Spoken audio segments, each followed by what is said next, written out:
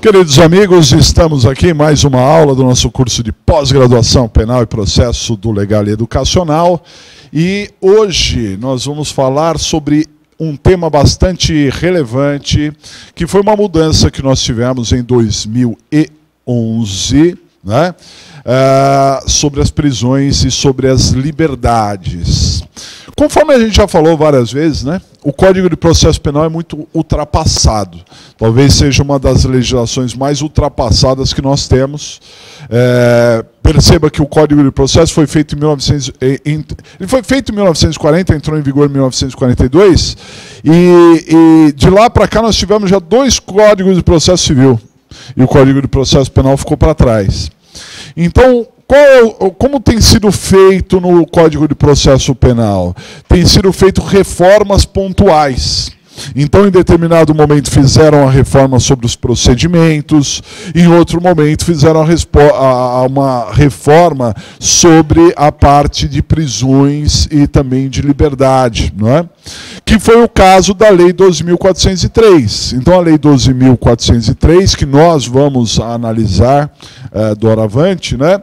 Ela mudou muito o Código de Processo Penal, mas, sabe, na minha opinião, é aquela questão brasileira, puramente, genuinamente brasileira, do puxadinho. Tudo é puxadinho. Fazem o puxadinho até no Código de Processo Penal, não é? Ah, não, a gente emenda aqui e aí dá tudo certo. Não, não é assim. Por quê? Porque muitas coisas foram alteradas aqui na Lei 12.403, mas esquecem de outras. Então, o sistema todo deveria ser modificado. Nós precisamos urgentemente de um novo Código de Processo Penal para que ele seja concebido dentro de uma nova normativa, né? Um novo sistema mais harmonizado para que a gente não tenha as incongruências que nós temos hoje e, claro, dando margem a todo tipo de interpretação, né? Porque quando você tem uma norma e depois em outra lei, outro dispositivo, você tem outra diferente, na margem você escolher, depende o sabor dos ventos, se você escolhe essa norma ou se você escolhe aquela, e isso gera a insegurança jurídica. É necessário um novo sistema, um novo Código de Processo e não esses puxadinhos que tem. De qualquer maneira, a Lei 12.403, ela realmente alterou o sistema, criou algumas normas mais modernas, né? Nós vamos analisar isso, e deu um viés aí bastante interessante que tem sido muito utilizado, embora ainda subutilizado. Daria para utilizar muito mais do que tem sido utilizado. Acho que precisa de um amadurecimento dentro do sistema, né? Então vamos lá, a Lei 12.403, ela é de 4 de maio de 2011, ela entrou em vigor 2 meses depois. Altera os dispositivos do Código de Processo no que diz respeito a prisões provisórias, liberdade provisória, relaxamento, criação de medidas cautelares e outras tantas modificações, né? Então, trouxe algo bastante novo, algumas coisas bastante interessantes. As principais alterações, dá uma olhada. Então, as principais alterações, elas dizem respeito. O artigo 283 traz novas formas de comunicação entre as comarcas, incluindo, além da carta precatória, outros meios de comunicação, como a rede mundial de computadores e internet. Então, veja, uma das coisas mais anacrônicas que nós temos ainda dentro do sistema, não só no processo penal como no processo civil, é a carta precatória. É uma questão jurássica, né? A carta precatória é a comunicação entre juízes de 2 comarcas, ele tem uma limitação na sua jurisdição, né? Ele só consegue dar ordens ali em determinada região, que ele tenha a competência, e aí quando ele precisa de algo de outra comarca, eles pedem uma carta precatória. O problema não está na carta precatória, mas pelo meio, a forma com que ela é utilizada. Muitas cartas precatórias demoram demais. atrasam os processos, não é? E é claro que os advogados, e isso não tem nada de ilícito, nada de ilegal, eles vão, muitas vezes, arrolar uma testemunha aqui, outra lá do outro lado do país, e isso vai arrastando o processo penal, gerando prescrições e tudo mais. Hoje você tem a comunicação instantânea, né? Hoje você tem o certificado digital, então não vejo por que mais uma carta precatória quando eu podia me comunicar eletronicamente muito rapidamente, né, com o juiz de outra comarca. Ah, mas o Brasil ainda não está totalmente informatizado. É verdade, não está totalmente informatizado. Mas me parece que pelo menos alguns núcleos, né, informatizados poderiam ter ali, sem problema. De qualquer maneira, a Lei 12.403 trouxe essa possibilidade de quando alguém for preso, ou a necessidade de prender, possa essa comunicação ser dada, lançado um alerta geral, vamos dizer, né, entre as comarcas, o que seria bastante interessante. Buscando uma integração, essa seria a ideia. Outra mudança que pode parecer simples, mas ela acaba sendo expressiva e tem sido aplicada bastante na prática, não digo que é completamente aplicada, mas deveria ser, né? Mas nos grandes centros sim, é essa daqui, ó. Antes, a lei mencionava que os presos provisórios, olha a expressão, sempre que possível, deveriam ficar separados dos presos condenados com trânsito em julgado. A lei é taxativa agora, impondo que deverão, não é sempre que possível, deverão ficar separados os presos condenados com trânsito em julgado. Não é? Um dos grandes problemas carcerários mundiais, não é? É a falta de análise criminológica, né? De entender quem é mais perigoso, quem é menos perigoso, quem praticou um determinado crime, quem praticou outro crime. A ALEP, a Lei de Execução Penal, ela vai sempre se modificando, sempre se alterando, todos os anos nós temos alterações na Lei de Execução Penal. Hoje em dia ela já tem uma normativa para separar quem praticou crime hediondo, né? Quem não praticou crime hediondo, quem é primário, quem é reincidente, tem algumas características, isso na execução da pena. Mas, antes dessa pequena mudança na lei, ficava todo mundo misturado. Aquele que já está condenado com trânsito em julgado e às vezes penas altíssimas, com preso provisório.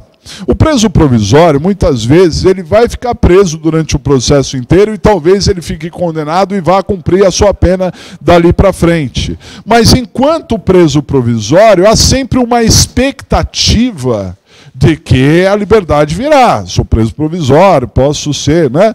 Então, essa contaminação de quem está lá preso e que não vai sair, com aquele outro que está ali, talvez transitoriamente, que possa sair, não é? Possa ser absolvido, e outras questões mais, é muito deletéria, não é? Porque há uma influência, claro, uma escola criminal que a gente sempre ouviu dizer e que existe na realidade, né? Então tem que separar, tem que deixar. Preso provisório fica separado. Eu sou de uma época, sabe aquelas coisas da internet que diz assim, eu sou de um tempo, eu sou de uma época. Então, eu sou de uma época que não tinha CDP, não tinha centro de detenção provisória, não é? Então ficava todo mundo na delegacia, as delegacias eram lotadas, e ali tinha gente condenado, tinha gente perigoso, tinha gente que não era, tinha preso provisório, o cara que era preso em flagrante, ficava tudo misturado. As delegacias eram bombas relógio, não é? Prontas para explodir a qualquer momento. Aí, desde a década, principalmente da década de 90 para cá, é que começaram os CDPs, e aí tem uma estrutura diferenciada, tem os problemas, evidentemente, mas muito, muito diferente do que eram as delegacias de antigamente, né?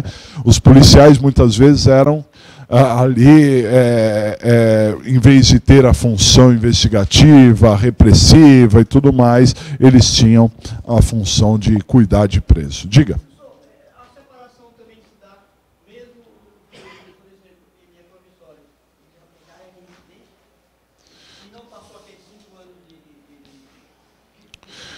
Não, então, a gente tem que ver por que ele está preso.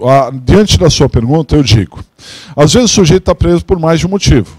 Ponto. Esse é o primeiro ponto. Se ele é preso condenado com trânsito em julgado, além do trânsito em julgado, ele pode ter uma prisão provisória? Pode? Pode acumular as duas? Não, eu sei. Mas pode acumular as duas? Pode. Ele pode ser condenado e num outro processo que ele está respondendo, o juiz decretou a prisão. Né? Nesse caso, ele estará junto com os presos condenados com trânsito em julgado. Ponto. Né?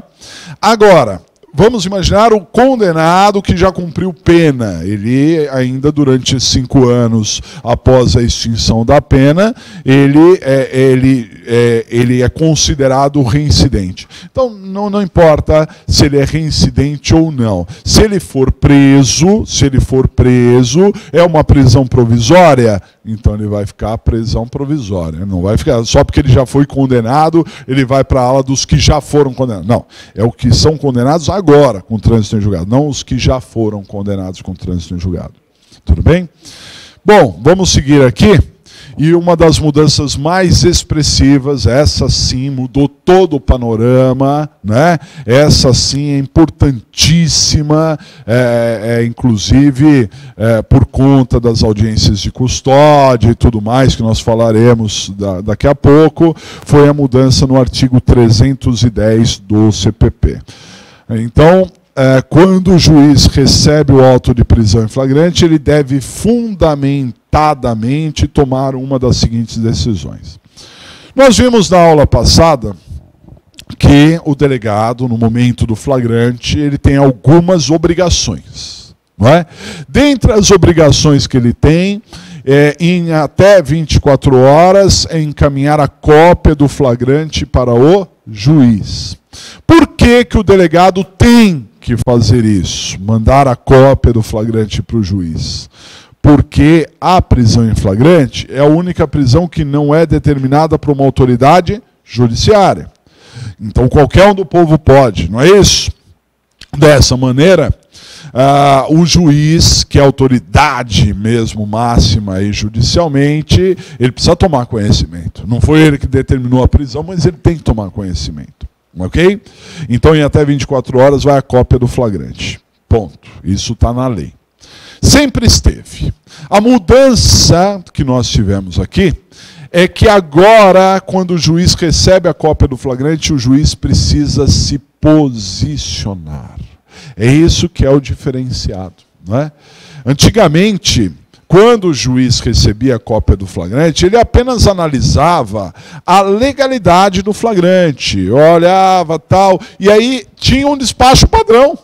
Um despacho padrão. Eu, escrevente, enquanto escrevente lá atrás, eu fiz esse despacho várias vezes. Já era padrão, fazia, e se eventualmente o juiz não concordasse com aquele despacho que eu já tinha datilografado, ele rasgava e fazia à mão ou fazia de outra maneira. Mas o despacho padrão era o seguinte: flagrante formalmente em ordem. Aguarde a vinda dos autos principais. Era isso. A gente fazia toda hora. Chegou o flagrante, o juiz olhava, flagrante em ordem, vamos aguardar os autos principais. Era isso que se fazia. Com essa mudança no 310, acabou essa história. Porque o juiz obrigatoriamente tem que se posicionar. Ele tem que tomar uma de 3 atitudes de ofício. Ninguém precisa provocar nada. De ofício, o juiz tem que tomar uma atitude. Que atitude? Então, a primeira atitude é essa: ó. Relaxar a prisão ilegal. Primeira atitude. Primeira coisa que o juiz analisa é se é caso de relaxamento. Relaxamento, né? Depois eu vou falar mais especificamente sobre as peças de liberdade, quando que você pede uma coisa ou outra, mas eu já posso adiantar uma coisa. O relaxamento não analisa o crime. Se o crime é grave, se o crime não é grave. O relaxamento não analisa a pessoa presa. Se a pessoa presa é perigosa ou não é perigosa. O relaxamento analisa pura e simplesmente a prisão. A legalidade da prisão. Se a prisão foi legal ou não. Diga. Já vamos chegar lá. Tem a ver. Tem a ver. Então ele vai analisar o relaxamento, a possibilidade de relaxamento. Nós vimos na aula passada que para que uma pessoa seja presa em flagrante, ela tem que estar em estado de flagrância. Ok? Esse é um primeiro ponto. Se não tiver em estado de flagrância, não pode ser presa. Perfeito? Então a primeira coisa que o juiz analisa é se está patente ali pela cópia do auto de prisão em flagrante se existiu o estado de flagrância. Se a pessoa foi colhida em flagrante mesmo. Se eventualmente não se enquadra em nenhuma das quatro possibilidades de flagrante, qual seja, está cometendo, acabou de cometer, é perseguido após cometer e é encontrado posteriormente, presumidamente, se não se enquadrar, o flagrante é ilegal. E aí, relaxamento. Também vale destacar que uma prisão que num primeiro momento era legal, por exemplo, o sujeito estava em estado de flagrância, pode se tornar ilegal. Porque o flagrante, como não é determinado pela autoridade judiciária, ele é cercado de formalidades. Ele tem vários detalhes do Código de Processo e da Constituição Federal, que devem ser obedecidos. E se esses detalhes para ter acesso ao advogado, a não ficar incomunicável, e outras, nota de culpa, e outras tantas regras, se alguma dessas formalidades não forem cumpridas, um flagrante que era legal se torna ilegal. E uma vez que ele se tornou ilegal, relaxamento também. Perceba que isso é de ofício. Ninguém precisa pedir. Porém, nós, advogados, podemos pedir? Devemos. Se estivermos nessa altura do campeonato, né? Porque às vezes a gente é contratado depois, já passou essa fase, ok? Mas se nós formos acompanhar um flagrante, então nós temos que ficar atentos e falar o seguinte: bom, está sendo preso em flagrante agora, em até 24 horas vai para o juiz, eu vou alegar a ilegalidade. Eu vou demonstrar a ilegalidade. Porque embora o juiz possa concluir isso que eu acabei de mencionar de ofício, cabe ao advogado mostrar, esclarecer, mostrar onde está a ilegalidade, mostrar o ponto, mostrar por que aquele flagrante está viciado, por que não era estado de flagrância, qual foi o direito que foi violado ali. Isso é muito importante, ok? E os advogados muitas vezes não têm essa técnica. Esse é o pulo do gato. Porque o advogado vai alegar que o sujeito é inocente logo de cara. Logo de cara. O sujeito foi preso em flagrante e aí o advogado já entra com uma petição. Ah, mas ele é inocente, ele não estava fazendo nada. Que não é a hora, nem o momento, para se discutir o mérito. Ok? Claro, até entendo, isso também fique claro, que dependendo da conduta do agente, e se você alegar que ele não praticou a conduta, talvez ele não esteja em estado de flagrância, né? Mas você tem que tomar uma certa cautela de não entrar no mérito, porque o juiz ele derruba isso. Quando ele vê uma petição que está entrando no mérito, ele já não dá atenção. Você tem que ser pontual. Sem entrar no mérito, você tem que entrar no aspecto processual penal, mostrando, não do direito penal, mas sim do processo penal, que o estado de flagrância não estava presente. Não é? Ou há uma outra ilegalidade. Aí é relaxamento. Ok? Antes de prosseguir nas outras possibilidades que tem ali do artigo 310, e respondendo ao que o meu amigo perguntou aqui, se isso tem a ver com audiência de custódia. Claro, mas não está na lei. Tem tudo a ver com audiência de custódia, mas a audiência de custódia não está no Código de Processo e não está unificada Brasil afora. A grande questão é a seguinte: o Código de Processo diz que vai a cópia para o juiz, certo? O que é audiência de custódia? Em vez de ir a cópia, vai a cópia e o preso. Os dois, né? Vai o autor e a sua obra, tá certo? Então, não é só a obra que é analisada, mas também o autor vai ser analisado. A audiência de custódia, ela chegou para ficar. Eu não tenho a menor dúvida disso. É o próprio espírito do habeas corpus, não é? Que me traga o corpo. Preciso analisar. Eu falei na última aula e vou repetir agora. O sujeito, quando ele é preso, ele é um papel. O juiz tem uma quantidade gigantesca de prisões. Todos os dias ele tem prisão em flagrante. Claro que depende da comarca, né? Mas ele tem uma quantidade enorme de processos. Para o juiz, num primeiro momento, ele não entra no mérito, isso que eu estou falando. Então, no primeiro momento, ele é mais uma farinha para o mesmo saco. Todavia, quando o réu se materializa na frente do juiz, a coisa pode mudar, pode começar a mudar, pelo menos, não é? Porque o juiz tem uma certa sensibilidade. Imagina a quantidade de pessoas que passam por ele. Então ele começa, sabe, Lombroso tinha muita razão em muitos aspectos. Então, às vezes a gente olha, vocês mesmos podem perceber, depende da pessoa que é um pouco mais atenta a detalhes ou não, mas você olha para as pessoas, você mais ou menos sabe o jeito, a personalidade, a característica, como se porta, se mente, se não mente, né? Então tudo isso, o juiz está escolado com isso. E a partir do momento que o réu está na frente dele, cabe ao juiz, numa audiência de custódia, em que o réu é apresentado também, fazer o quê? 310. É o artigo que nós estamos vendo. A audiência de custódia é puramente o 310. Então o juiz vai analisar, primeiramente, se é caso de relaxamento. Só que aí com mais detalhes, porque ele vai ouvir a palavra do próprio réu. Inclusive no sentido de arbitrariedades que ele possa ter sofrido. Por isso que constantemente o juiz pergunta, você só foi agredido? Não foi? Não é? Como é que foi sua prisão? Estava assim, assado? Para ver, sondar se tem algum tipo de arbitrariedade. Não é um depoimento ali probatório. O objetivo não é prova, colher prova. O objetivo é verificar a legalidade.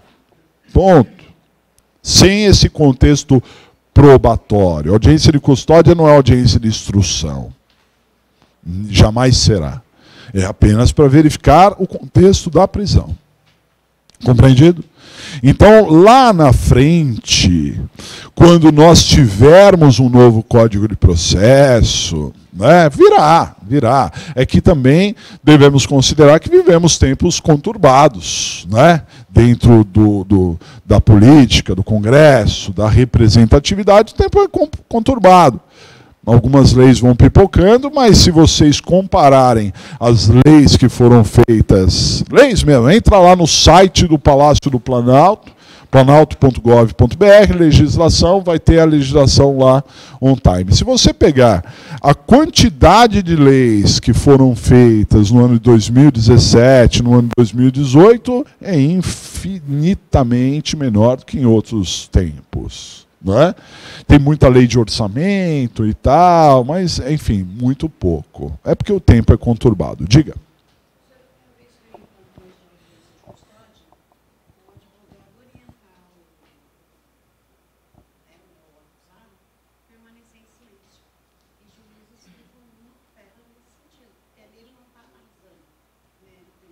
Sim. Eu entendo a sua questão.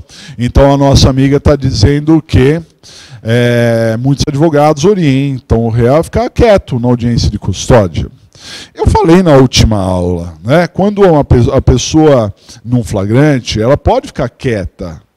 E às vezes é até bom, né, dentro desse sentido, porque se a pessoa falar coisas ali, e depois em juízo, quando da defesa criminal, né, ela vai ter que desconstruir muitas coisas que ela falou ali para construir outras ideias, né? E isso é muito mais difícil. Se ela não falou nada, ela tem um campo fértil, né? Como se fosse uma construção, o terreno está com a planagem ali, está prontinho para você construir o que quiser. Agora, se você já falou no inquérito, já falou no flagrante, você tem umas certas limitações. Por isso, às vezes, é interessante ficar quieto. Às vezes, como eu disse, porque às vezes logo de cara você não tem uma estratégia, uma técnica, alguma coisa. Só que ficar quieto na audiência de custódia, do jeito que você está falando, ao meu ver, data vênia, posso estar errado, depende da estratégia de cada um e depende do caso concreto. Mas, ao meu ver, é um erro. Por quê? Porque não está se fazendo prova, não é? E está se analisando a prisão. Então, quanto mais o réu se mostrar para o juiz, quanto mais o réu se abrir, né?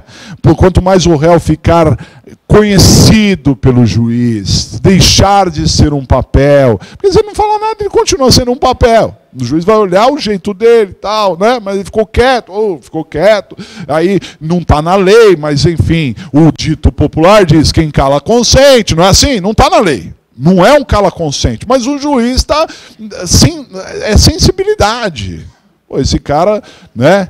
Então, se ele ficou quieto, ele não apanhou, não aconteceu nada, não teve arbitrariedade nenhuma, né? Ele quer ficar quieto, tudo bem, então vou manter ele preso. Ao passo que se ele se mostrar, ó, seu juiz, foi assim, foi assado, aconteceu isso, né? Dando ali algum detalhe da prisão, como foi a prisão, né? Não reagir não, claro, imediatamente, sei lá, né? Diante de alguma situação pode ajudá-lo, na minha opinião. Diga.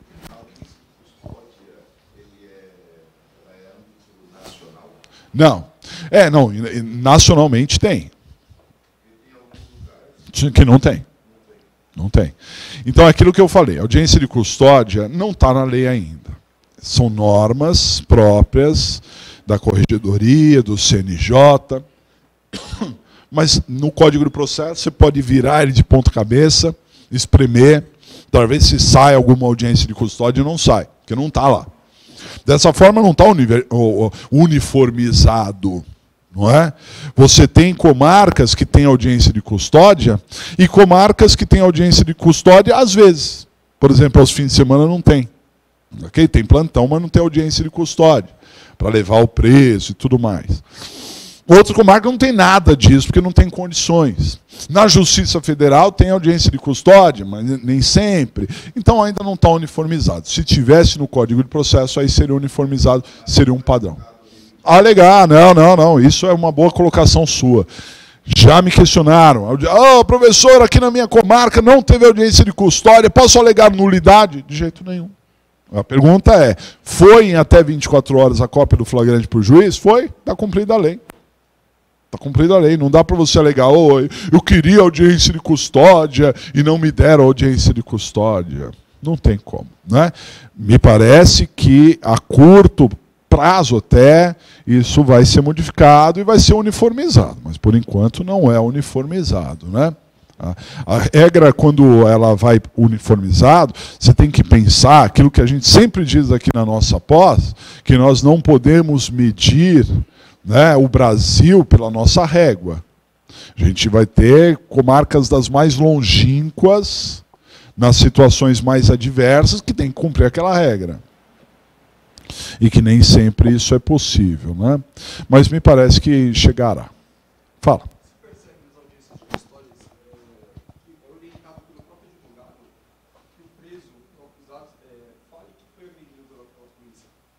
Sim, sim.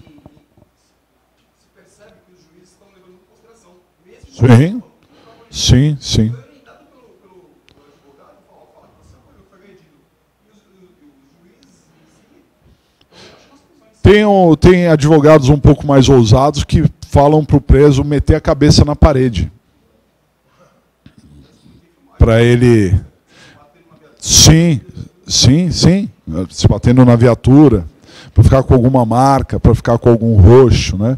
O juiz leva muito isso em consideração, sim. Você está coberto de razão. A audiência de custódia tem muito essa característica sobre a forma com que ocorreu a prisão. Não o conteúdo, não o conteúdo. Nós estamos falando de forma, nós não estamos falando de conteúdo, estamos falando de formalidades. Formalidades, forma. Então, eles dão muita atenção a isso, como é que foi, a polícia foi truculenta, etc. Né? Direitos humanos. Direitos humanos. Assim, é o que eu digo para os senhores, né? Uma das matérias mais apaixonantes e que, para mim, eu estava até conversando agora há pouco com outros colegas professores, para mim, uma das matérias, a matéria do futuro é direitos humanos. Eu acho que os diversos ramos do direito, eles convergem muito para direitos humanos. Eu acho que vocês deveriam se interessar muito mais por direitos humanos, não é? A propósito, vou fazer uma propagandinha aqui. Eu faço alguns cursos via internet gratuito, não é? De direitos humanos e cursos de altíssimo nível. A única coisa é que o curso é em espanhol. Porém, você consegue ler e entender, é assim uma questão de ir se dedicando, né? Existe um site do governo argentino chamado Campus DH. Eu vou colocar na tela para vocês. Campus DH.gov.ar.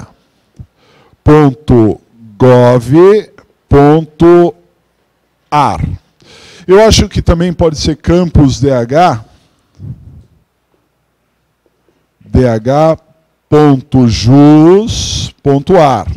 Mas geralmente eu entro no primeiro aqui. Esse é um site do Ministério da Justiça argentino. Então lá tem aulas de direitos humanos assim de várias vertentes. Eu já fiz curso lá sobre o direito de criança e adolescente, sobre povos indígenas, não é? Sobre o básico de direitos humanos de uma maneira geral. E agora, acabei de me matricular, começaram as aulas essa semana, tudo online, sobre mulheres, violência contra a mulher, né? Então, é gratuito, você faz um cadastro, não é? Você pode colocar o seu endereço daqui do Brasil, o seu e-mail, os seus documentos, tudo. Tem um cadastro lá, e aí eles te aceitam e você começa a poder se matricular, não é? Inclusive, eles são muito sérios, assim, tem coisas que vêm da OEA, da ONU, né? Tem alguns, inclusive juízes desses lugares que tem alguns vídeos que se colocam lá, muito interessante, sobre direitos humanos, né? Isso é uma vertente. Fica a dica aí para vocês. Além disso, você vai treinando uma outra língua, o que é fantástico. E tendo contato, né?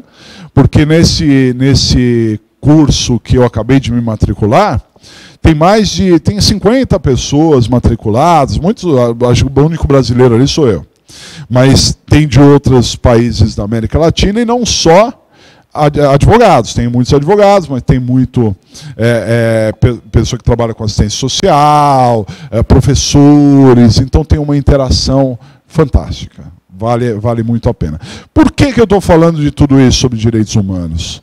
Porque no momento da prisão, a lei é a prisão, mas a prisão tem que ser em determinados padrões. Direitos humanos não é só para preso, Se engana aquele que acha que direitos humanos é direito dos manos, que é só para preso. Não é. Já falei isso em outras oportunidades. Direitos humanos investiga as arbitrariedades do próprio Estado. Então, quando uma pessoa entra em custódia, por que chama audiência de custódia? Porque a pessoa está sendo custodiada. Uma pessoa custodiada, o que é? Ela está sob a tutela do Estado. O Estado botou a mão nela, tirou ela da sociedade e falou assim, opa, agora você é comigo aqui. Tudo bem? Então, a partir do momento que o Estado tutela alguém, ele tem que tutelar aquela pessoa diante do respeito aos direitos humanos. Ok? Sem arbitrariedades. Ah, professor, mas eu fui da polícia, eu sou da polícia, eu sei, eu não posso chegar aliviando não, porque o malandro é sem vergonha, se eu bobear, ele... Entendo tudo isso. Não estou dizendo que a polícia deva fazer carinho em ninguém. Ok? Acho que a polícia tem que ser firme em determinados momentos, mas não arbitrária. Mas não arbitrária, né? Porque as arbitrariedades são muito coibidas e os juízes estão muito atentos a isso. Não é? Porque senão sobra para ele. Quem endossa uma arbitrariedade também é arbitrário. Diga. O advogado não pode fazer prova na audiência de custódia, né? Mas, por exemplo, uma ilegalidade de prisão, prova plantada, argumentos da agressão, que tenha sido filmada, por exemplo. Como o advogado levar isso até o... Então, eu falei na aula passada, vou repetir, que o flagrante ele tem duas forças. A força coercitiva e a força probatória. Então, numa audiência de custódia, você não vai discutir a força probatória do flagrante, porque não é o foro. Ninguém vai analisar isso agora. Você vai discutir a força coercitiva, se tem condições de manter a pessoa presa ou não. Posteriormente, você terá a condição de discutir a força probatória do flagrante, mostrando as arbitrariedades na construção da prova, como você está dizendo. Prova plantada, né? Depoimentos inverídicos e tudo mais. É difícil, nunca é fácil. Nunca é fácil. Não é? Assim, hoje, e depende de determinados crimes, hein? Determinados crimes, a opinião da vítima pesa demais. Então, ainda que seja uma mentira, a vítima foi firme na mentira, às vezes ela condena. Ela condena. Mas vai ter o momento adequado lá na frente para você discutir o flagrante. Eu falei aqui, também quando falamos de inquérito, que no inquérito não tem discussão. Se no inquérito não tem discussão, no flagrante também não tem discussão. Eu não discuto, eu não tenho contraditório nessa fase. Eu preciso esperar chegar na fase judicial para aí discutir todos esses pontos.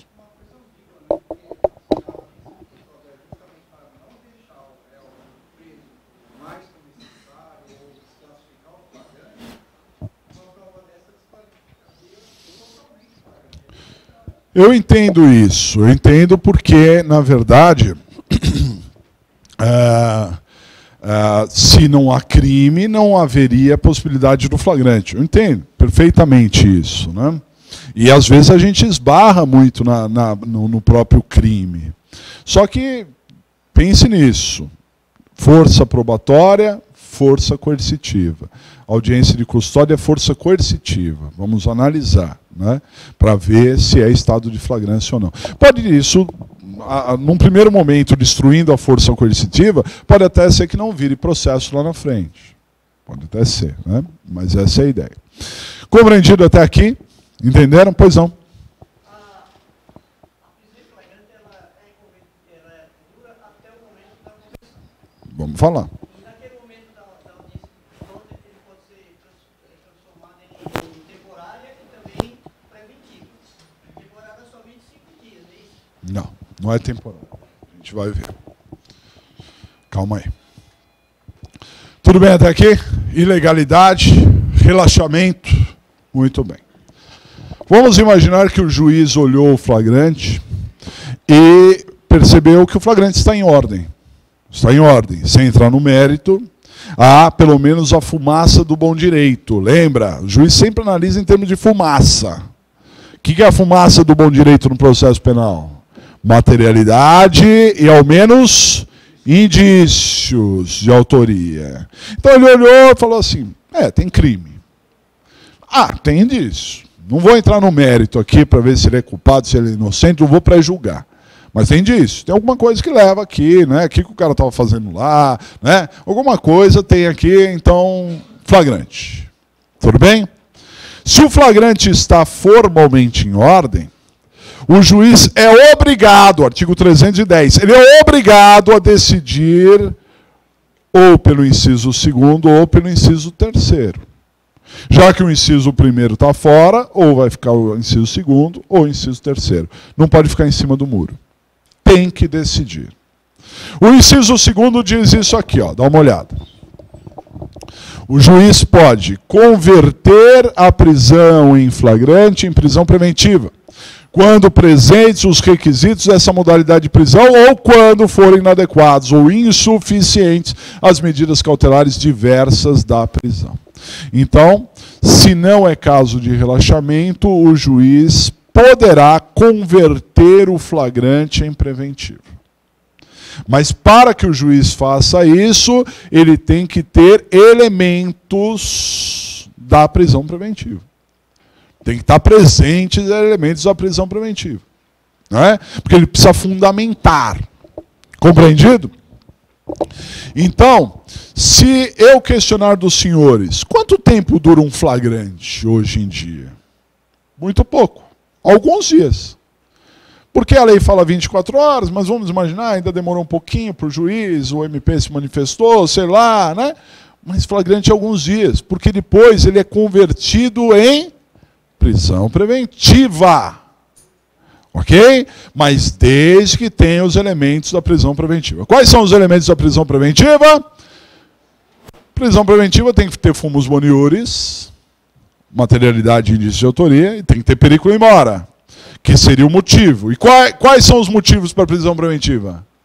Garantir a ordem pública ou econômica, pela conveniência da instrução criminal, para assegurar a aplicação da lei penal e no caso de descumprimento de medidas protetivas de urgência ou, né, no caso de descumprimento de uma medida cautelar. Ponto. Se o juiz quiser converter a prisão em flagrante em preventivo, ele tem que encontrar nesse universo algum motivo para decretar a prisão preventiva.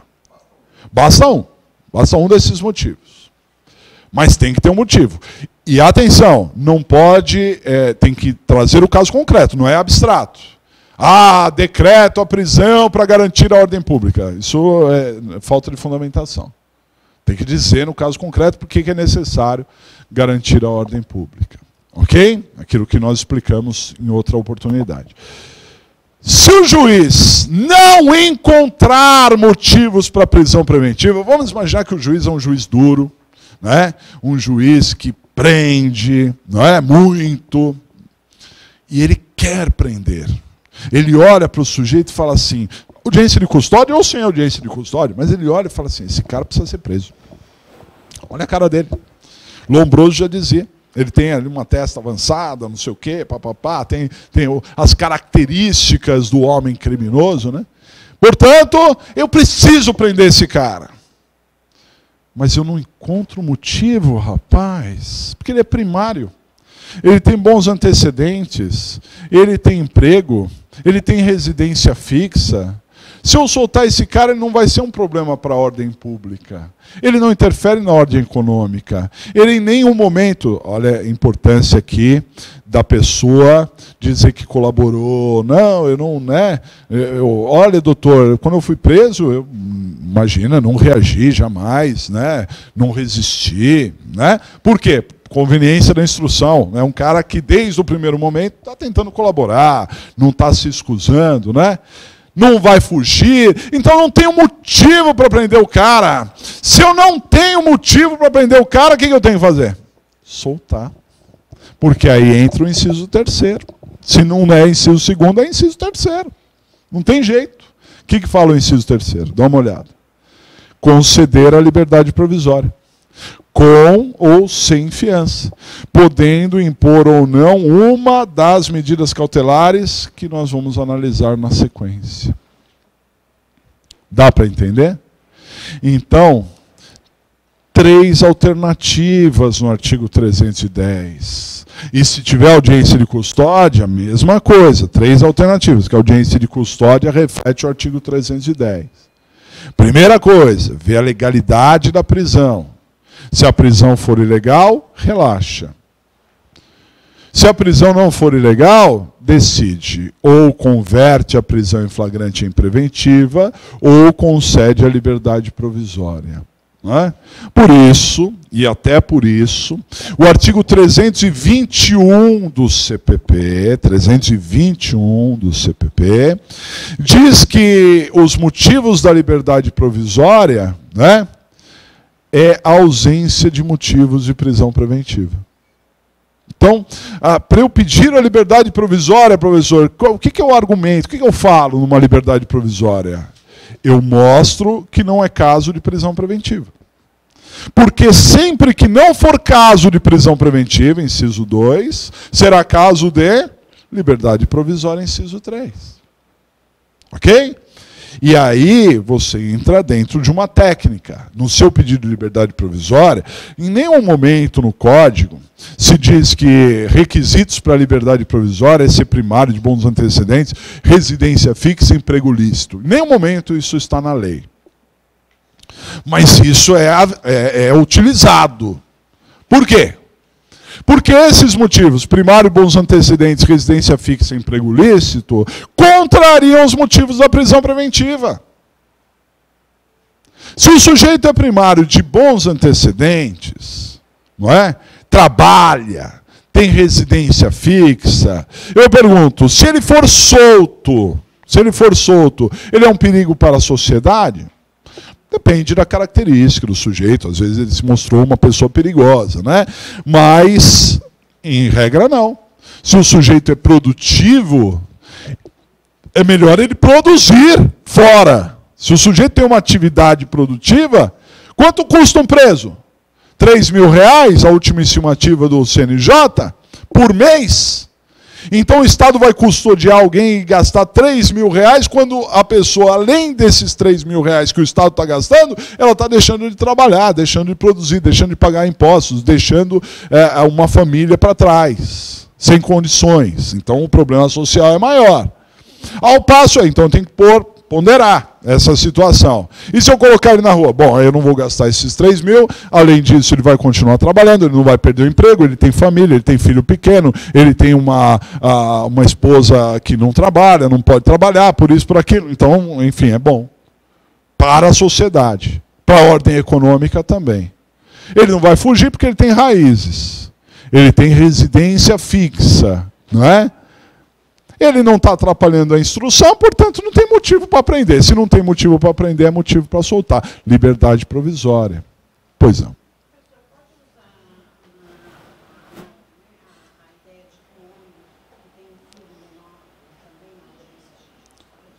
Vou falar.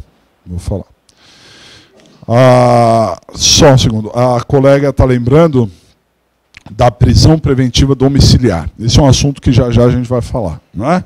Porque, dependendo da situação, a pessoa pode cumprir a prisão preventiva no ambiente domiciliar, mas já a gente fala sobre isso. Fala.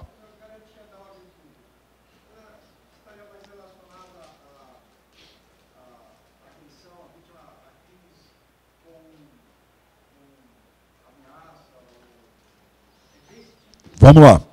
A ordem pública é uma das questões mais polêmicas que você possa encontrar. Eu já falei isso em outras oportunidades e coloco isso para vocês. Coloquem lá no Google, ordem pública. Quando você quiser pesquisar algo mais cientificamente falando, né, em artigos científicos e tudo mais no Google, coloque entre aspas. Coloque uma matéria entre aspas. Porque eles vão colocar o texto literal sobre aquele assunto. Ok? Então você coloca entre aspas, ordem pública, você vai ver uma série de artigos científicos, estudantes, pessoas que já falaram sobre o assunto, e sempre que a gente faz um artigo científico, e vocês vão fazer artigos científicos, né, a gente sempre pensa numa contribuição, em algo novo. Artigo científico não é chover no molhado. Artigo científico não é dizer o que a lei diz ou explicar o que já foi explicado 1000 vezes. É colocar um ângulo diferente, né? Um olhar diferente sobre alguns aspectos, buscando uma problemática, alguma coisa naquele sentido. Então, se você buscar esses artigos científicos, você vai ver lá pessoas discutindo ordem pública é isso, ou aquilo, vamos entender ordem pública por isso, segundo o pensador não sei o quê. Então, eu estou dizendo que é polêmico. Mas assim, em linhas gerais, ordem pública é a sociedade dentro da sua rotina, dentro da sua normalidade. E tem alguns crimes que abalam a rotina da sociedade, são crimes que geram clamor público. O clamor público, ele não vem só em crimes violentos. Aliás, há muitos crimes violentos que não geram um clamor público. Uma pessoa matou a outra. Isso gera um clamor público? Não, depende de um contexto. Isso pode ser numa briga, a sociedade não vai sofrer muitas vezes por conta disso. Mas há homicídios que sim. Oh, você viu o que ele fez? Olha só, ele fez isso, fez aquilo. Nossa, fez isso com a mãe, fez isso com o pai, com a filha. Nossa, né? Então isso gera um comentário. A sociedade girando em torno, né? A sociedade orbitando em torno daquele fator. Isso gera uma desordem pública. E a prisão pode ser necessária para garantir a ordem, para restabelecer os padrões, para as pessoas esquecerem daquele assunto. Dá para entender? Mas isso em linhas gerais, né? Compreendido até aqui? Entenderam? Então o artigo 310 é fundamental. E como eu estava dizendo, o juiz age de ofício, mas o advogado pode estar lá, pode marcar o seu espaço. E pode indicar para o juiz qual inciso que ele deve escolher. Dá para entender? Então, numa petição, você pode, se for o caso, pedir o relaxamento, dizendo que o ideal é o 310.1. Ou pedir a liberdade provisória, dizendo que o ideal é o inciso 3º. Ou até os dois ao mesmo tempo. Claro, não é impossível. Você vem lá e fala, olha, seu juiz, primeiramente, a prisão é ilegal, por isso, por aquilo, papapá, explica por que ela é ilegal, relaxamento, né? Requer o relaxamento. Se não for esse o entendimento de Vossa Excelência, porque às vezes o advogado acha que há uma ilegalidade, mas o juiz acha que não há. Né?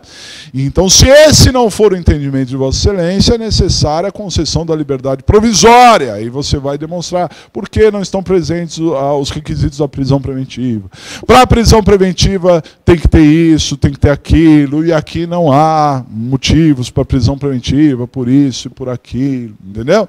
E aí, subsidiariamente, você pede a liberdade provisória. Sempre o relaxamento antes. Entre relaxamento e liberdade provisória é sempre o relaxamento antes, porque é o primeiro a ser analisado, ok? Se há uma ilegalidade. Então, primeiro você pede o relaxamento. Se não for caso de relaxamento, você pede a liberdade provisória. Pode pedir? Deve. Se tiver presente, se você foi contratado, deve. Na audiência de custódia, então, o que eu vou fazer? Vai munido dessas informações. Ah, mas levo petição?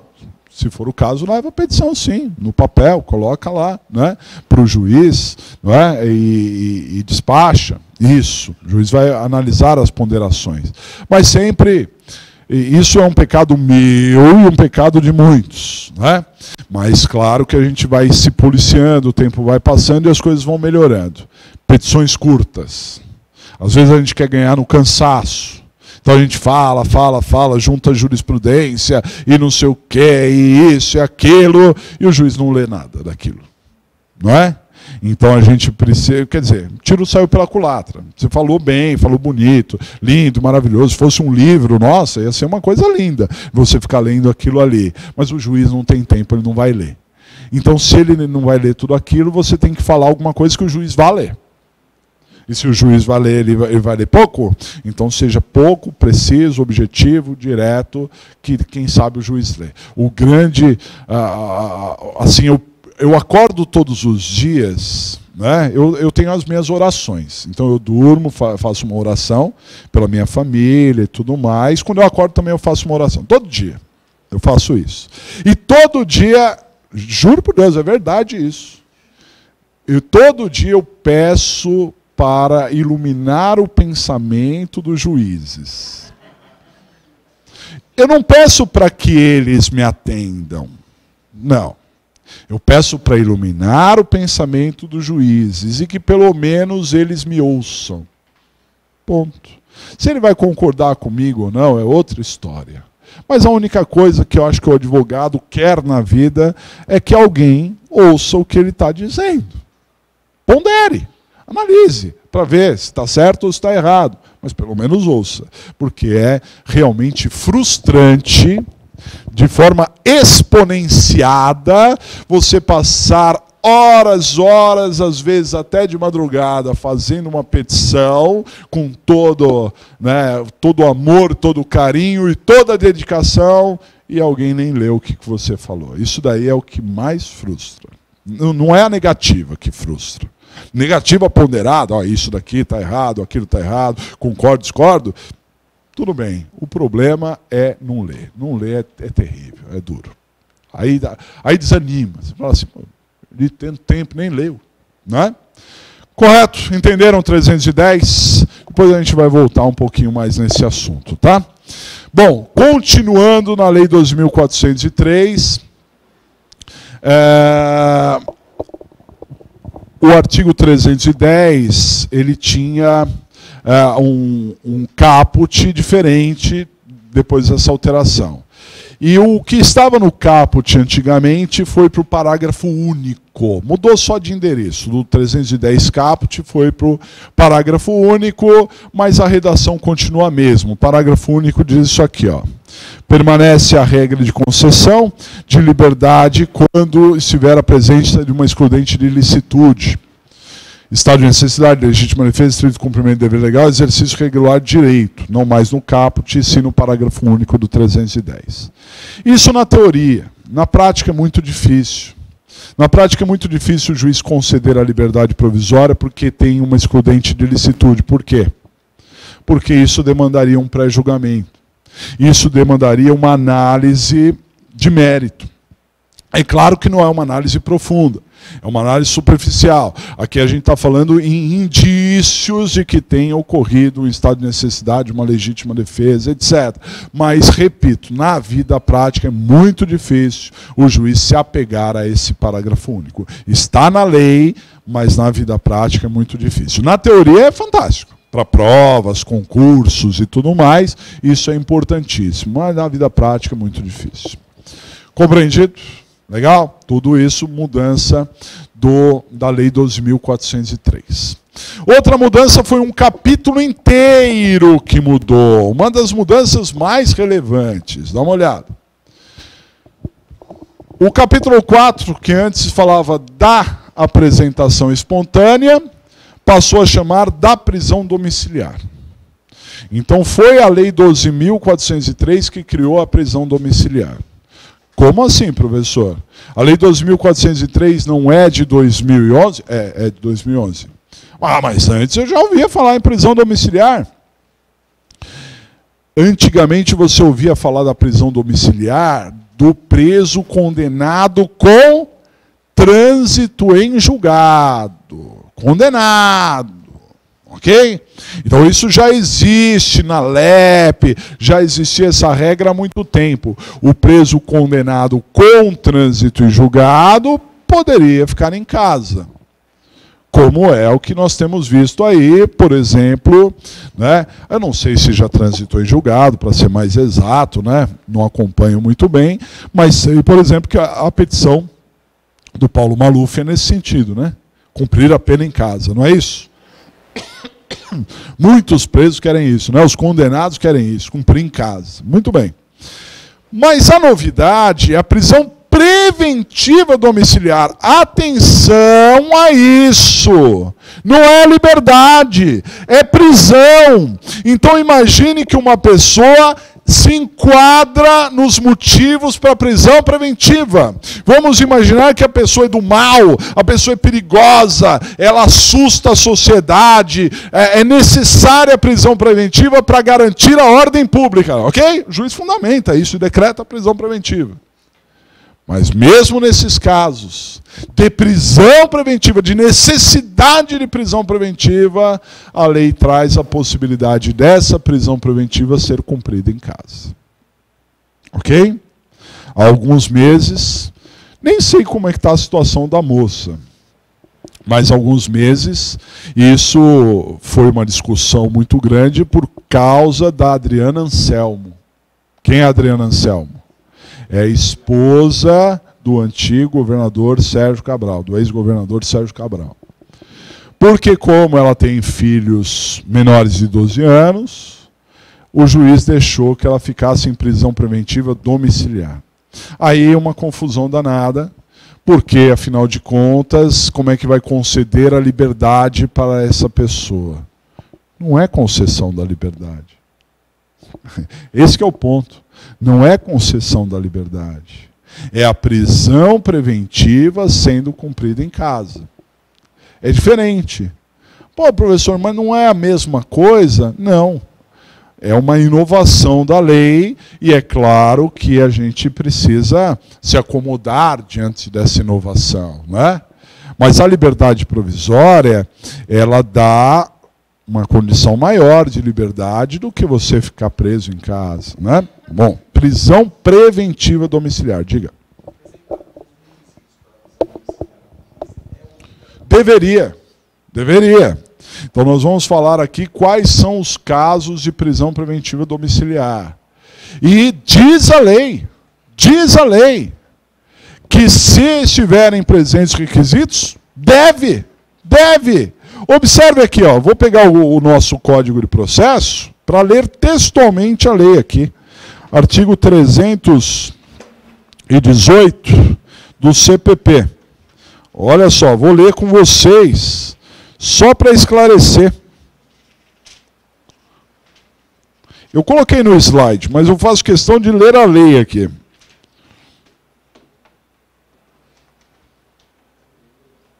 Opa.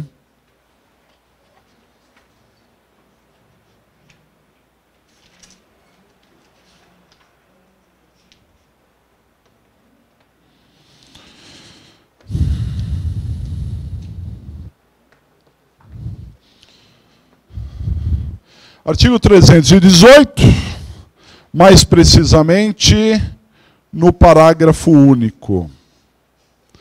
Para a substituição da prisão preventiva por prisão preventiva domiciliar, o juiz exigirá a prova idônea dos requisitos estabelecidos nesse artigo. Então, para que o juiz conceda, o que ele precisa? De prova idônea.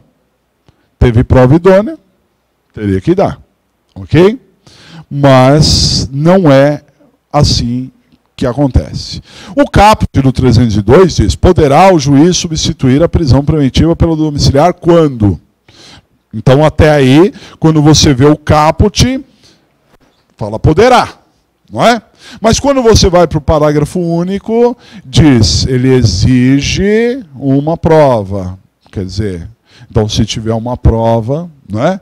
Me parece absolutamente claro a necessidade dessa prisão preventiva domiciliar. Mas não é aplicada. Não é aplicada. E não é de hoje. Tudo bem? Ah, mas foi aplicada no caso da Adriana Anselmo. Concordo. Ah, mas professor, o que é isso? O senhor concorda com o corrupto? Não, eu concordo com a lei. Ah, mas não é aplicado para ninguém. Não é aplicado para ninguém, mas deveria ser. Não é? Vamos ver aqui os requisitos. Não, porque é prisão preventiva. Está preso. A sua colocação é perfeita. Você fala assim, pô, eu vou colocar a Adriana Anselmo na rua, isso não afeta a ordem pública? Não, porque ela está presa. Ela só mudou de casa. A prisão está lá, é um estabelecimento físico, geográfico. Não é? Então ela sai desse estabelecimento geográfico e vai para outro estabelecimento geográfico.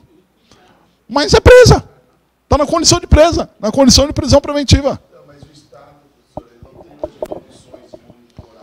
Então aí é outra história. Aí você mexe na ordem pública. Não. Aí você, não é uma questão de ordem pública. A ordem pública somos nós. Não é? Que somos, ficamos atemorizados se ela estiver na rua. Não se ela estiver em casa, presa. Dá para entender? Ah, mas em casa, professor, ela vai ter internet, ela vai ter telefone. Não, cortaram tudo lá. Ah, mas o Estado não tem condição de fiscalizar. É outra história. É outra história. O Estado não tem nem tornozeleira. Mas quando quer, o Estado coloca a gente lá. Tem alguns figurões que tem gente que faz plantão. Sai um, entra outro, sai outro, e fica lá. Claro que o Estado não pode se mexer, mas isso não é um problema de ordem pública. É um problema de estrutura do Estado, de absorver o que o legislador traz, né? Aqui a gente entra naquilo que nós falamos, para quem assistiu aqui, eu falei ainda muito rapidamente, né? Quando nós tivemos o Luiz Flávio Gomes, né? Sobre a política do hands-off. O que é a política do hands-off? É o deixa, não é comigo. Não é comigo. Então, se você pensa nessa problemática, você fala de quem é a culpa? De quem é a culpa? Se você perguntar para o executivo, que é quem vai ter que cumprir aquela ordem, ele vai falar que a culpa é do legislador. Porque o legislador criou o 318. Esse legislador é doido, ele criou essa lei e a gente não tem como cumprir. Se você for para o legislador, ele vai falar que a culpa é do judiciário. Porque, afinal de contas, o juiz é que deve aplicar essa regra com ponderação. A lei está ali, mas o juiz tem que analisar e o judiciário não analisa. Aí você vai para o judiciário e ele vai falar, a culpa não é nossa, a gente só aplica a lei, a culpa é do executivo que não cumpre. E assim fica esse círculo de não é comigo, não é comigo, não é comigo, ninguém resolve. Não é? Essa confusão que hoje está até pior, porque nós temos a judicialização da política, né? Então, quer dizer, você tem juízes legislando, você tem legisladores julgando, né? Está uma confusão danada, né? O Montesquieu tem... me parece que ele, o Walking Dead, levantou da tumba e vem em direção ao Brasil. Logo, logo ele chega. Porque é uma confusão. Mas a prisão preventiva está sendo cumprida. Esse que é o ponto. Não é? Se o Estado não tem condições, é outra história. Né? Pois não. Essa prisão preventiva vai se transformar em prisão domiciliar até o transitar em julgado. A partir daí, ela pode permanecer... Não, aí é cadeia. É cadeia. É igual a prisão especial, né? A pessoa tem nível superior, então ela tem uma prisão especial. Só enquanto preso provisório. Depois de definitivo, acabou. Né? Não tem como. Né? Muito bem. Vamos dar uma olhada aqui. Poderá o agente ficar em prisão domiciliar na sua própria residência quando? Primeiro, ele for maior de 80 anos. Se acostumem. Como nós temos hoje em dia uma expectativa de vida muito maior, aquela ideia do legislador de 1940 de tudo colocar 70 anos, agora, a partir de agora, é tudo 80. Ok? Então essa foi uma das primeiras leis que falou dessa idade, 80 anos. Então imagina o sujeito que matou a família inteira. Não, se ele matou a família inteira, é um pouco mais difícil. Mas matou alguém, é perigoso. Ou traficou drogas, um traficante foi preso, traficante internacional, está indo viajar, só que ele tem mais de 80 anos. Aí o juiz vai lá e decreta a prisão preventiva dele, porque está necessário decretar a prisão preventiva. Vai cumprir em casa. Porque basta ele ter uma prova idônea de que ele tem mais de 80 anos. Tudo bem? Mas isso, repito, a prisão preventiva, não definitiva. Né? Então, mais de 80 anos. Segundo, aí, extremamente debilitado por motivo de doença grave. Esse segundo aspecto não importa a idade. Não é? Não importa a idade. Ah, mas que doença? Doença grave. Não é? Doença grave. Agora, o que é doença grave? Não somos nós que vamos ficar aqui falando, né, num sábado de manhã para vocês sobre doença grave. Né? Mas, de qualquer maneira, é alguma coisa que seja realmente muito importante, que demande um tratamento diferenciado que na prisão ele não possa ter. Né? Eu vou citar apenas um exemplo, sem falar de doenças até mais agudas, mas aqueles que têm problemas nos rins e precisam fazer hemodiálise, sabe, quem tem na sua família uma situação como essa, sabe o quão sacrificado é, né, a pessoa fazer hemodiálise e o outro dia de recuperação, né, porque vai trocando sangue. Então imagina a pessoa presa numa situação dessa, né, ele está extremamente debilitado, deve ficar em casa. Né? Inclusive aqui podendo sair para o hospital para fazer a hemodiálise e outras coisas assim. Comprovou, é caso de ficar em casa. Ok? Paulo Maluf parece que é mais ou menos nessa situação, diz que está com metástase, tem lá algumas coisas graves, né? Mas aí me parece que é prisão definitiva. Né? Acho que é um pouco diferente. Cuidado agora! O legislador ele passou a proteger a criança. Criança. Originariamente não era assim, ok? Mas o que é criança para a legislação brasileira atual? Quem é criança? É aquela que tem até 12 anos incompletos. O Estatuto da Criança e do Adolescente protege crianças e adolescentes. E principalmente a criança. Então, essa questão foi inserida no CPP não para o benefício do réu, e sim para o benefício da criança. Compreenderam? Então são duas regras que se antagonizam. Poxa, o sujeito ele é perigoso para a sociedade. Ah, é? Então vamos prendê-lo preventivamente. Ah, mas é imperioso ele para a criança. Então vamos arrumar um jeito de que não abale a sociedade e não abale o menino.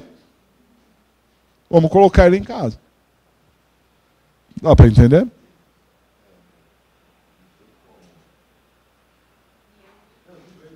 Não, não. Eu estou tranquilo. Eu estou tranquilo. Aliás, ninguém precisa concordar comigo. Vocês sabem muito bem que ninguém precisa concordar comigo.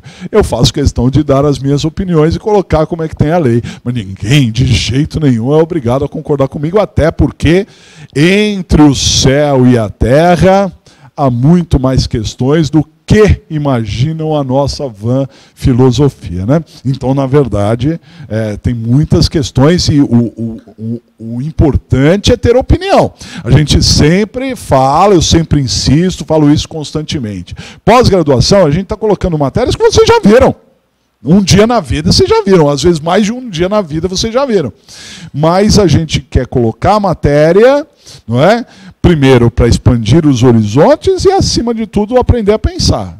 Não estou dizendo para concordar, mas sim pensar, raciocinar sobre o assunto.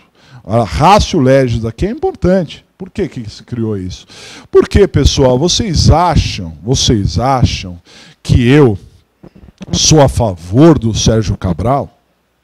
Do que fez? Eu até proponho isso, coloquei isso, né, em prova recentemente para vocês. O que a corrupção não pode trazer de problemas para uma sociedade, né? Mata aos poucos, vai matando aos poucos. Então é uma coisa muito séria. Porém, não é? A legislação, ela permite algumas situações. E quando a gente está falando em prisão preventiva, nós não estamos falando em condenação definitiva. É uma prisão preventiva. E a prisão preventiva tem as suas finalidades. E das finalidades da prisão preventiva não existe lá castigar. Prisão preventiva não é para castigar. Dá para entender? A pena é para castigar. Um dos elementos da pena é o castigo. Pena foi feita para castigar, correto? Finalidade retributiva. Ó, você fez isso, agora você vai levar isso daqui. Pena é castigo. Prisão preventiva não é castigo. Prisão preventiva é uma forma de proteger a sociedade, proteger o processo, mas não é castigo. Ok? E o que a gente tem visto por aí é uma forma de castigar. A mulher, ela é mulher do Sérgio Cabral, ela tinha joias, ela tinha isso, a casa, vocês viram a casa? Passou um vídeo, a casa, nossa, cada coisa que tinha lá, não sei o quê, né? Tinha até um quadro do Vasco da Gama lá, que não era o herói português, era o time mesmo. Tinha tudo lá, tal. Então, essa mulher merece prisão, né? Se possível perpétua, ou então a gente podia queimá-la em praça pública. Até concordo com essas ideias, quer prender, tem gente que é a favor da pena de morte, mas isso, pena, não prisão preventiva. Prisão preventiva é outro esquema, é outra situação. A gente precisa analisar isso, né? Com uma forma bastante ponderada, né? Então aí entram as questões relacionadas à idade da criança, inovações. Também pode ser a prisão preventiva domiciliar em alguns casos, dá uma olhada. Quando imprescindível ao cuidado de pessoas especiais, aos cuidados especiais de pessoa menor de 6 anos ou com idade ou deficiência. Aqui não fala de filho. Fala de menor de 6 anos ou deficiente, aí não importa a idade. Mas não fala de filho, tudo bem? É alguém que tem uma relação direta. Mas aí o legislador criou ali outras possibilidades para filho.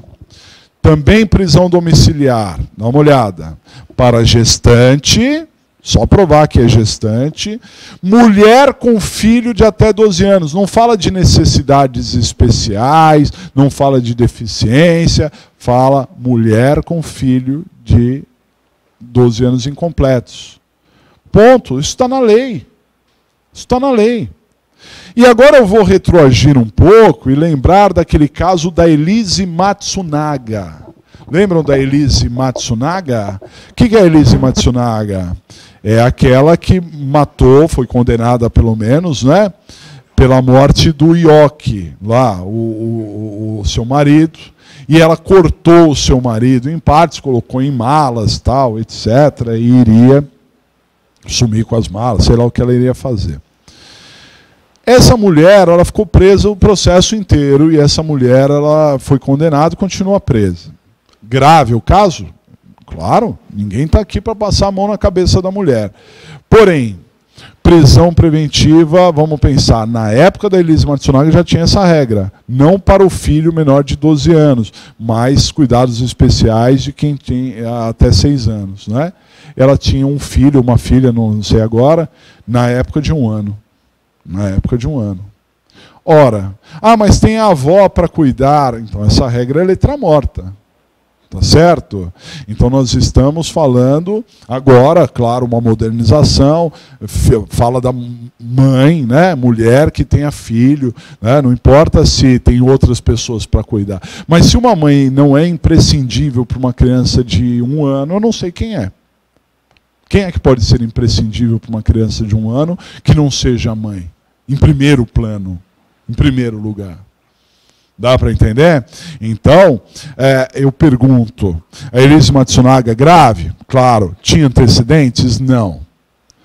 Então, o fato dela ficar presa preventivamente, não estou dando liberdade provisória para ela, presa preventivamente, porque o caso é grave, assustou a sociedade, né, garantia da ordem pública, prisão, uma resposta para a sociedade. Aprendemos ela. O que essa mulher faria de mal à sociedade ficando presa em casa?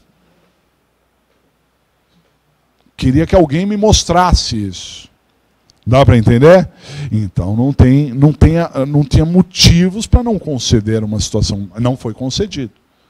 Mas não foi concedido. Assim como tem tantas e tantas mulheres que estão nessa mesma situação e não é concedido. Quando o caso da Adriana Anselmo ocorreu, foi o que o MP discutiu. Peraí, vai conceder para ela e tantas outras mulheres que estão nessa mesma situação e que não se concede.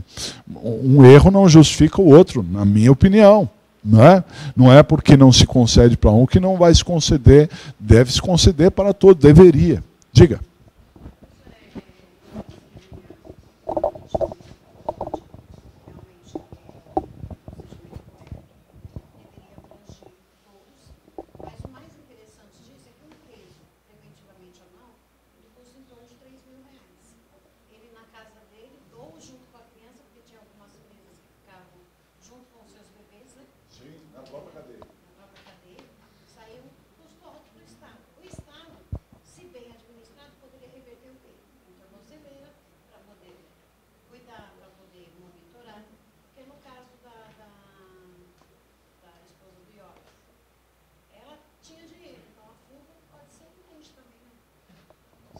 Monitorado, né? Tem outras condições.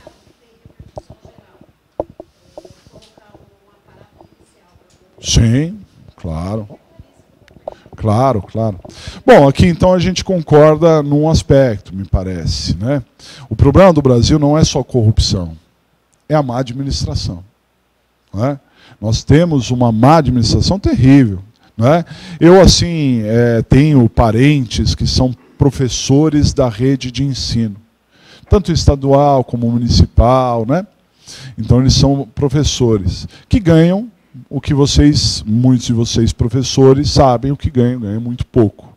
Mas eles me dizem que há alguns incentivos, tem curso de informática, tem isso, tem aquilo. Como é que são feitos esses cursos? De que maneira? Qual é a contrapartida? Né? Se exige, o que se faz? Muito mal administrado. Acho que às vezes de caso pensado mesmo. Né? Mas investimentos que são colocados em determinadas áreas que não deveriam. É isso que você está falando. O preso, R$3.000. R$3.000 para uma família viver, dá. Não vai viver com grandes, mas vai sobreviver, claro, sem dúvida nenhuma, ok? Tendo em vista o salário mínimo, são 3, não é? Então a família vai viver? Vai, então era melhor pagar para a família viver.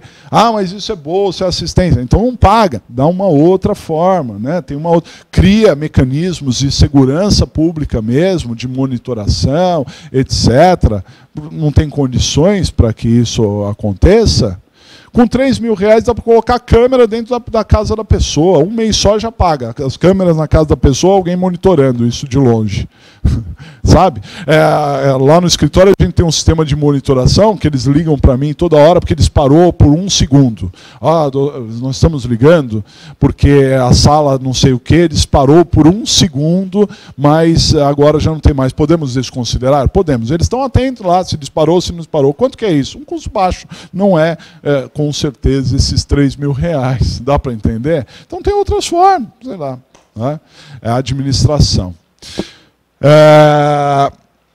Também o homem, né? Não só a mulher, olha só, a mulher foi privilegiada, mulher com filho de até 12 anos incompletos, mas o homem, caso seja o único responsável pelos cuidados do filho de até 12 anos incompletos.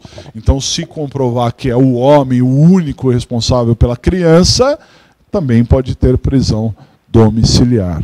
Ok?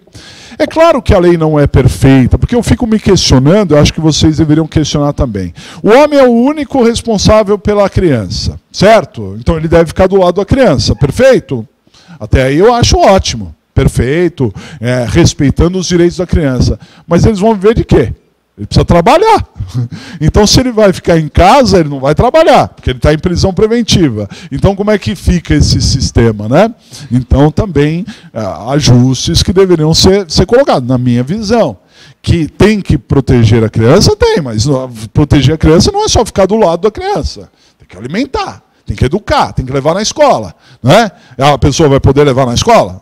Vai ir? Não, ela vai pagar uma perua. Vai pagar a perua como? Né? Então tem aí algumas perguntas que o legislador deveria responder, porque ele cria a regra, é muito lindo, muito maravilhoso, mas temos que ver a implantação, como é que seria. Diga.